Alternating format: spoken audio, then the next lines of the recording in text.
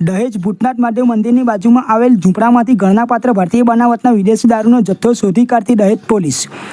Inspector એચ.બી. ઝાલાનાઓના માર્ગદર્શન મુજબ દહેજ પોલીસ સ્ટેશનના માણસો ખાનગી વાહનમાં પેટ્રોલિંગમાં હતા. તે સમય દરમિયાન પોલીસ કોન્સ્ટેબલ શેતાનસિંહ દલપતસિંહ નાઓને પોતાના અંગત અને વિશ્વાસુ બાતમીદારથી ચોક્કસ બાતમી મળેલ કે દહેજ ગામે જૂના બંદર રોડ ઉપર ભૂતનાથ મહાદેવ મંદિરની બાજુમાં આવેલ ઝૂંપડા પાસે દહેજ ગામનો રાહુલ સુરેશભાઈ રાઠોડ નાઓએ ભારતીય બનાવટનો વિદેશી દારૂ મંગાવી પોતાના માણસો મારફતે ઝૂંપડા પાસે છુપાવી રાખી વેચાણ કરાવે છે. જેવી ચોક્કસ બાતમીના આધારે પોલીસ સ્ટાફના માણસોની ટીમ બનાવી બાતમીવાળી જગ્યાએ રેડ કરતા તેના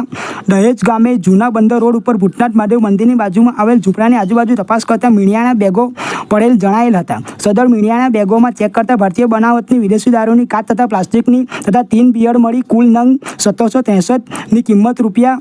2,65,350 તથા એક મોબાઈલ નંગ કિંમત રૂપિયા 5,000 મળી કુલ કિંમત રૂપિયા 2,70,350નો મુદ્દા માલ સાથે સ્થળ ઉપરથી 2 ઈસમો રોહિત ઉર્ફે રાવણ કનુભાઈ રાઠોડ અને દિલીપ ઉર્ફે કાળિયો રામદેવ ભગત પકડાઈ જાય તથા એક આરોપી